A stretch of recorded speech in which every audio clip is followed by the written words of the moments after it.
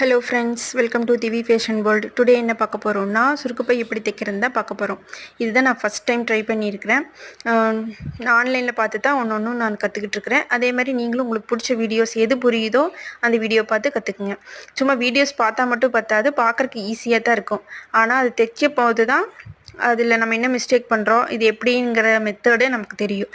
அப்படித்தான் நானும் இது பார்த்து ஓகே ட்ரை பண்ணலான்னு பண்ணேன். பார்க்கும்போது ஈஸியாக தான் ஓகே தைச்சிடலாம் அப்படின்னு.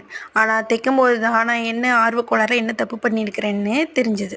ரெண்டாவது மறுபடியும் பிரிச்சுட்டு மறுபடியும் அடிச்சிருக்கிறேன். அது என்னன்னா, இது ஃபஸ்ட்டு உள்ளே இப்படி மடக்கி உள்ளே இந்த மாதிரி தைக்கணும்.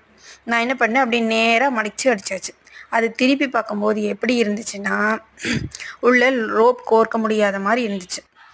ஸோ என்ன பண்ணுறது, மறுபடியும் ரெண்டாவது வேலை. நம்ம மறுபடியும் அதை பிரித்து அடிக்கும்போது தான் நமக்கு நல்லாவே புரியுது, ஓ நம்ம இந்த மாதிரி தப்பு பண்ணியிருக்கோம், இது நம்ம பிரித்து மறுபடியும் அடிக்கணும், கரெக்ட் பண்ணி அடிக்கணும்னு. இனி எவ்வளோ இது கொடுத்தாலும் நம்ம அடிச்சிடுவோம். ஸோ நம்ம எந்த வேலையுமே ஃபஸ்ட்டு நம்ம செஞ்சு பார்க்கணும். செஞ்சு பார்க்கும்போது தான் அது புரியும். சும்மா மற்றவங்க சொல்கிறாங்க, அதை பார்க்குறோம், ஓகே நமக்கு புரிஞ்சிச்சு, நமக்கு தைக்க தெரியும் அப்படின்னு நினச்சோம்னா அது தப்பு.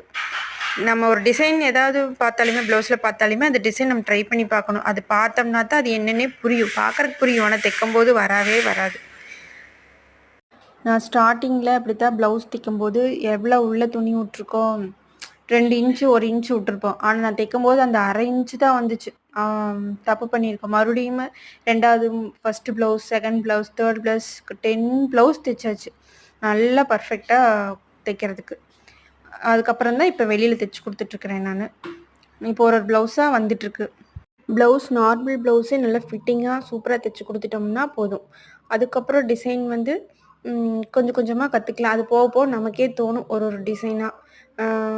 ஆன்லைனில் பார்த்தும் நம்ம தைக்கலாம், இல்லை நமக்கு வர டிசைனும் தைக்கலாம். இந்த ப்ளவுஸுக்கு இந்த டிசைன் வச்சா செட் ஆகும் நமக்கே தெரியும். நம்மளே கஸ்டமருக்கு சொல்லலாம், இந்த ப்ளவுஸுக்கு இந்த டிசைன் பண்ணிக்கலாம் அப்படின்னு சொல்லி. ஸோ அந்தளவுக்கு நம்ம ப்ளவுஸ் மட்டும் ஆரம்பத்தில் ஸ்டார்டிங் ஸ்டேஜ் நல்லா பர்ஃபெக்டாக கற்றுக்கிட்டோம்னாலே ஃபஸ்ட்டு நம்ம ப்ளவுஸ் நல்லா தைச்சி பழகிட்டோம்னாலே போதுங்க. அப்புறம் வீட்டில் இருக்கிறவங்களுக்கு, அப்புறம் பக்கத்தில் இருக்கிறவங்களுக்கு, அப்படியே சொந்தக்காரங்களுக்கு, அதுக்கப்புறம் போக போக அப்படியே கஸ்டமர் வந்துடுவாங்க. இப்போ எனக்கு இப்போ பார்த்தீங்களா, 0லேருந்து ஸ்டார்ட் பண்ணி இப்போ 10 கஸ்டமர் பக்கம் வந்துட்டாங்க. நம்ம முடியுமா முடியாதா அப்படின்னு யோசிச்சுட்டு இருக்கிறத விட நம்ம எதாவது ட்ரை பண்ணலாம்.